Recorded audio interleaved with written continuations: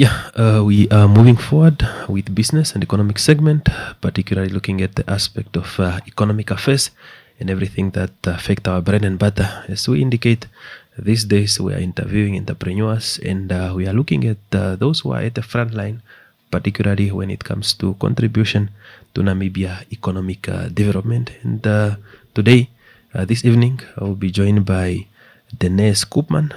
He's an entrepreneur particularly in the area of supply of stationaries, office equipment, and we look at her journey and her businesses, and we also look at how she came about some of the challenges, and also most importantly the assistance, particularly from the base camp, and also to give a message and a view, especially to the young entrepreneurs who are out there who are waiting for just bread to come to them instead of them facing the real business of contributing to the national development.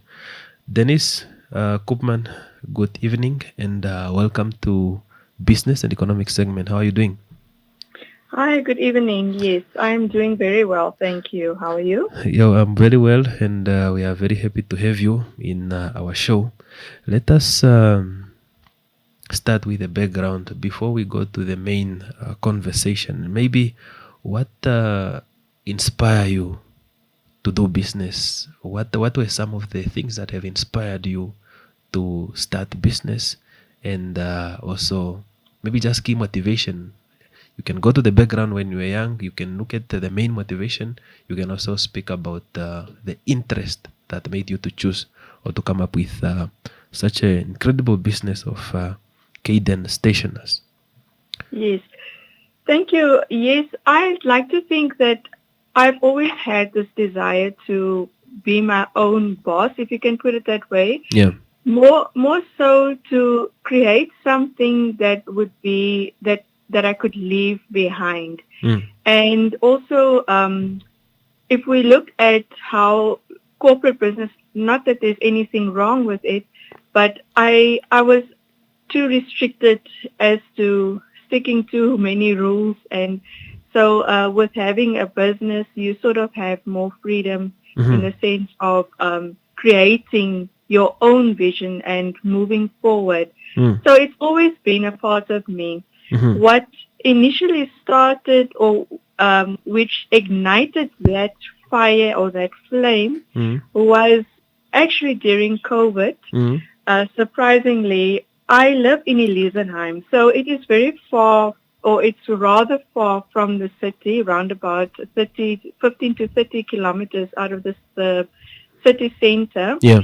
And in the time of COVID, when we had to be stationed at home, Elisenheim quite had a challenge to travel so far to the city center just to have something simple as a copy being made or to get something for your home office. And that initially ignited, sparked that idea.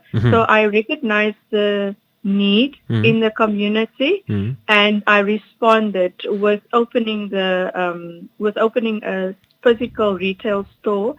That time also Elisenheim just newly the shopping center, the urban the urban center in Elisenheim with different shops. They just recently opened, so it was actually sort of the perfect time and for me to recognize the opportunity and respond to it in a way, in such a positive way.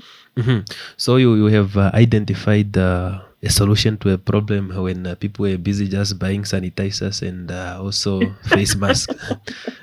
Yes, and we also had the face masks and sanitizer, so we basically responded so well. Yeah. Like I lightly touched, when they were doing the home offices, that is where I did actually very well because people were buying printers, they were buying ink cartridges, printing paper, and then also, for instance, the schools had to do work at home, so the parents would come and get more supplies, were in need of stationery supplies for specifically for the schoolwork, like your glue, like your scissor, the basic stationery. So yes, it really just flourished from there. Indeed. Now, let me take you back a little bit. Before that, do you have experience in corporate? Have you worked before?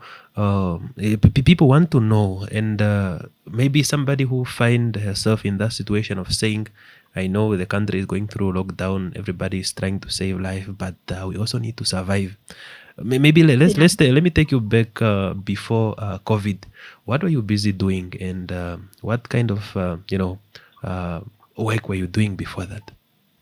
Okay, so before COVID, I am qualified. I have a bachelor's of commerce, so which I specialize in marketing and business administration. Yeah. So yes, that is the background. I have worked in the corporate environment before I started my business. Yeah. For about 12 or 15 years. So I had a lot of experience in different sectors in the fast-moving goods environment, retail, motor industry.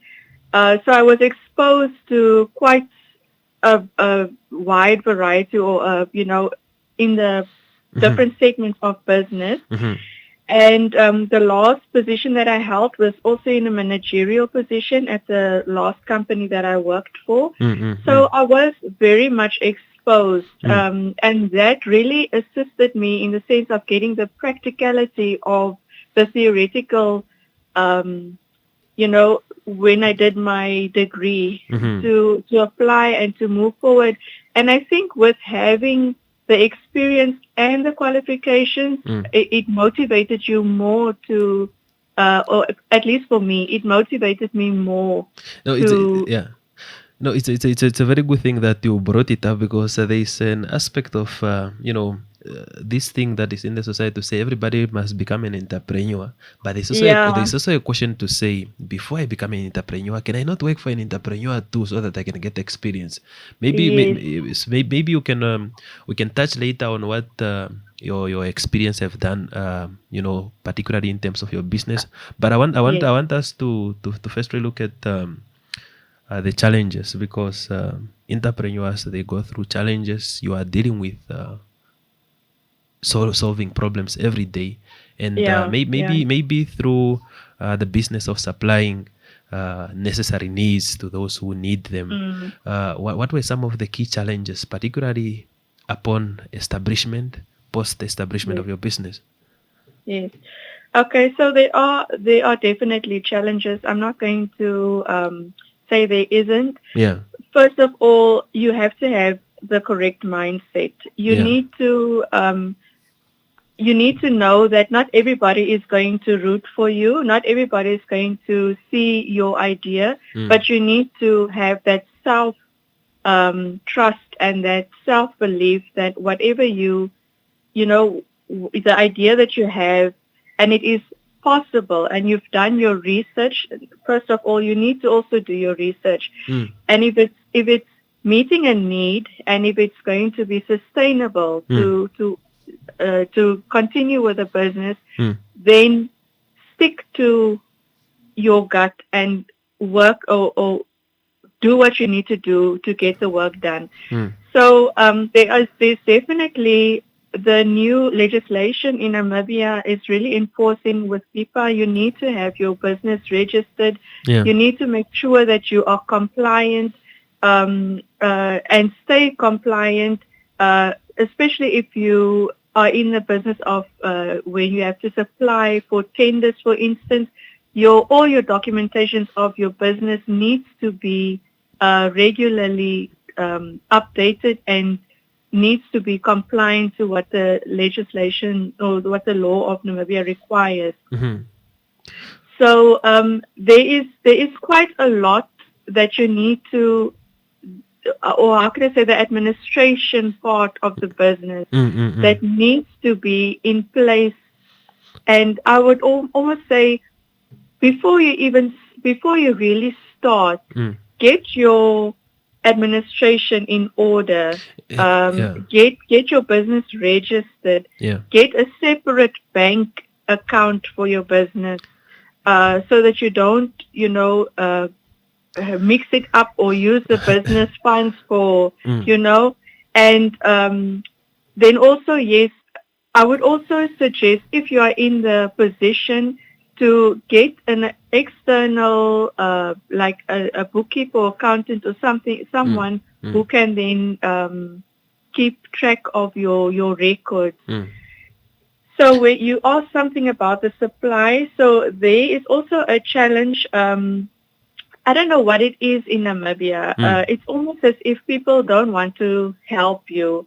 I know in my case, it was a very big challenge for me to even just get suppliers to supply me with the stationery that I need to sell. So if I, for instance, what I did was I went to the stores, I checked which who's supplying that product, and I physically went online to go research or to go look up that supplier and to find whether there is a supplier in Namibia that's supplying that product and all of that. Because I'm telling you, that was the biggest challenge. People don't want to give you information. So you need to be prepared to do what you need to do to get the information, to make your business a success. So you are saying the free market is not free. There are those who monopolize the information. I don't know. And you have to, some people also say you have to pay them, but when you are asking invoice details and they are saying no cash, then this, you must also be wake up. This is an under the table deal. No, it's a good thing that you brought it up, and maybe just to touch a little bit on the finance part that you have mentioned, because I deal with a lot of informal business operators where a person. The family account is a pocket account. It is also the girlfriend account. Then there's a time that you start arguing with yourself to say there's more money coming into the business, and these entrepreneurs are also touching on that part. How do you advise based on that? Because smaller entrepreneurs, they sometimes even to pay for a bookkeeper is very expensive, and also the cost of doing business that we have also mentioned is very expensive. What is the alternative of making sure that finance are on track, particularly to those who are coming into the business? Yeah, fortunately, we live in a world where where things are available online. Indeed. And where you can download an app. But if you don't have access to that, the simple way, let's go back to basics, pen and paper. Record all the money that you spend towards your business. Record all the money that you make in your business, so all the money that's coming in. And with the money going out, you must also include what you as the owner are taking out of the business. And then you can see whether the business is making money or not. If you subtract all the money going out from all the money coming in. And then, as I mentioned before, it is so important to have a bank account that is separate from your personal account. But for the informal guys, I know that, it's a lot of cash business, operating business. So just record, just make sure that you know that you can keep track of your money. Because if your business does grow into such a extent where you want to take it to the next step or, expand, then your things are sort of already in place. Then you know what's going on in your business, how much money is coming in, how much money is going out. So that is always the thing that specifically the banks or investors ask you, how much are you making? Before we go to the base camp and the assistant also that you have got from the incubation center, maybe just one challenge that you think this one, it's almost put me down, and how you strategize and overcome it. and also how you advise other people to come through. I know you are faced with a lot of challenges because business, they Yeah. are saying, is war, and it's how Mm. you fight. Maybe you just pick one thing that you really think that other entrepreneurs or maybe should not repeat the same mistake or should learn, and how did you overcome it? Yeah. Okay. So I first want to express the input that Basecamp had for my business. So initially, I had no idea of Basecamp, but FNB, I had a bank account. So you see, there's also a benefit. I had a bank account with FNB. They approached me, or they nominated me to go onto the Basecamp program. So, and that was a very crucial time for me because it was, like I mentioned before, when we had the COVID period and people were working from home, my business was doing very well. Because people had the need for it. Then when things changed, we went back to work. People are going to Windhoek, so most of their supplies they can get at Windhoek. My shopping the basket that people shop at my shop became significantly smaller. So I had to adjust, or I had to adapt. If it was not for Basecamp that came in that crucial moment for me, the support, the insight, the mentorship, the I'll take your hand, let's do this together, that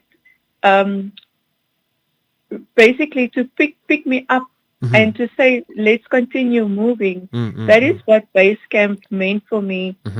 So even though I have my degree, even though I've learned these things theoretically, when you run your business, there's always something that, especially if you're doing it the first time, you don't know everything. You cannot expect to know everything at once.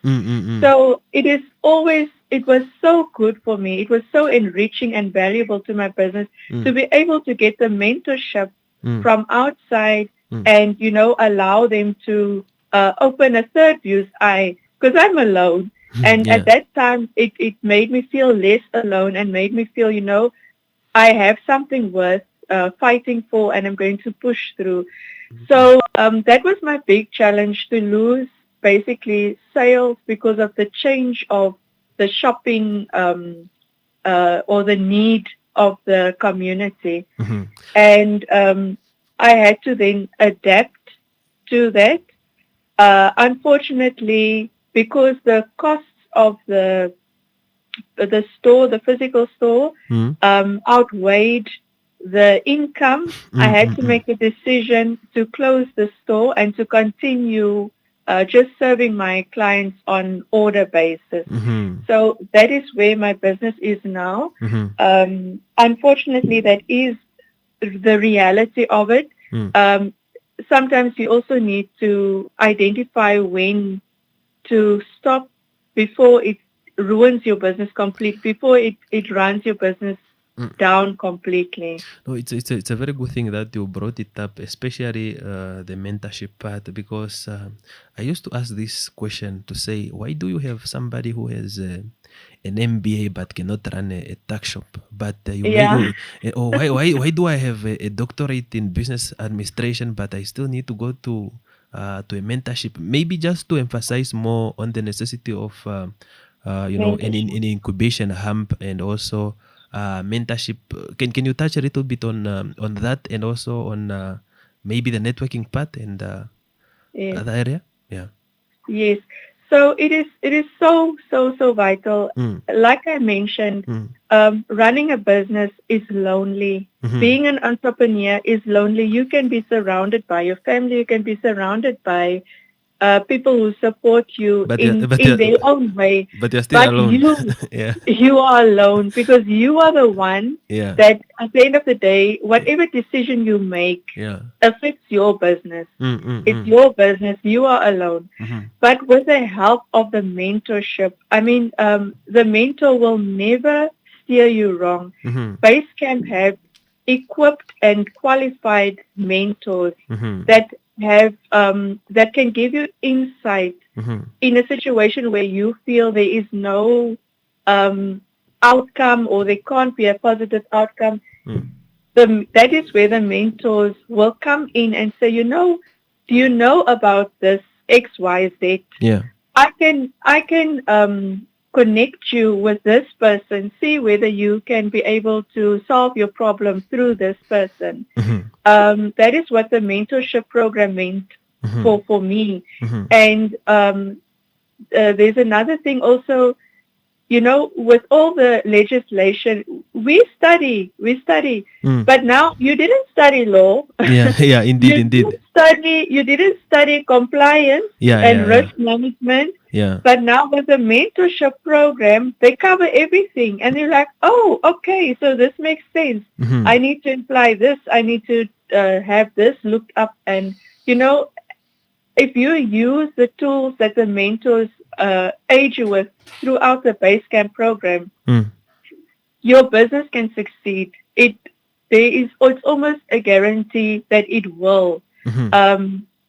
Just by implying the practical part or to use the tools that they have applied for. Indeed. Like I said, I don't think my business would have continued Mm.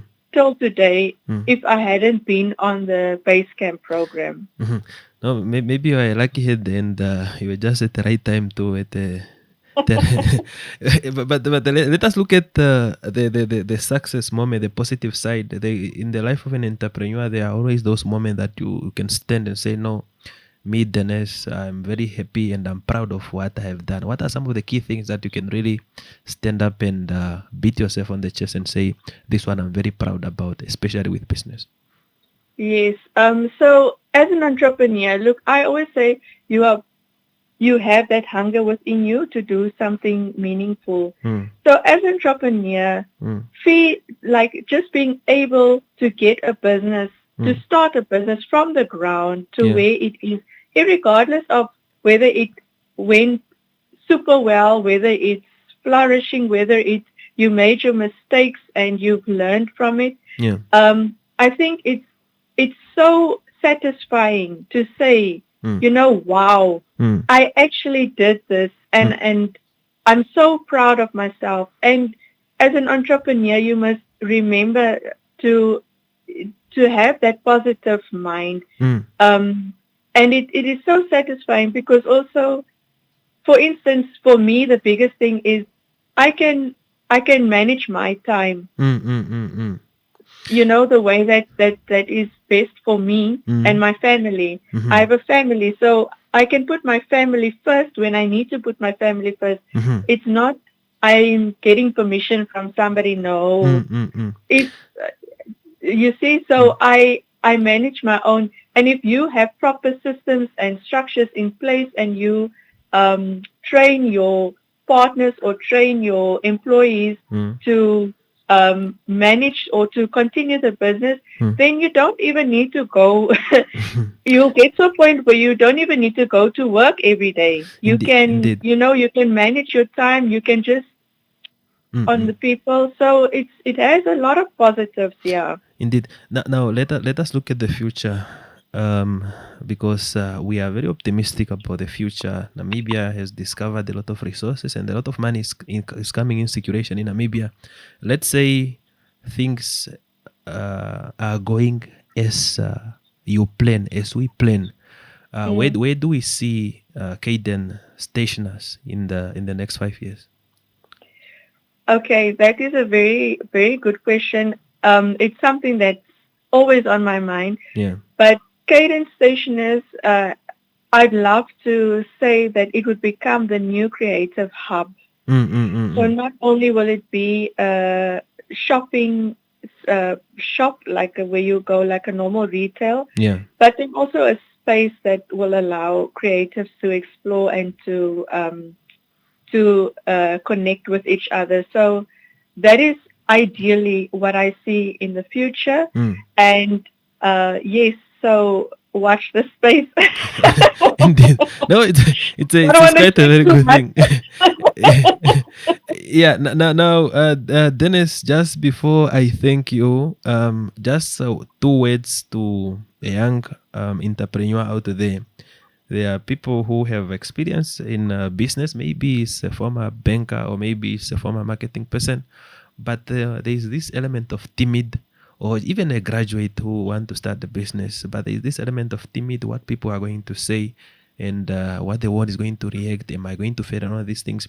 I just want to give this person two words, especially from your experience. How can you advise this person to move?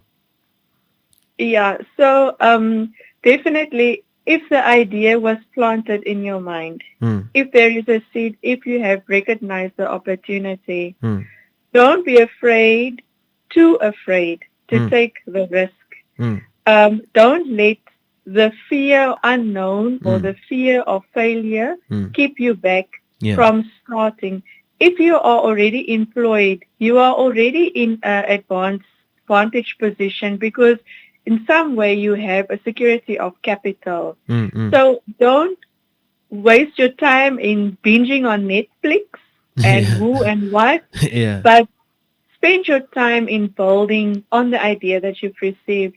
And for those who are less fortunate, who does not have as much as what they wish or as what they envisioned to start their business, I would just say just start. Start with what you have and build on that. But don't die with your dream. Don't let your dream die out. Don't let people put you down. Do it. Get up, do the work, and do it. Yes, Dennis Koopman, thank you very much for joining us, and we wish you luck and success in everything that you do. Bye bye. Thank you very much. Bye bye. All right.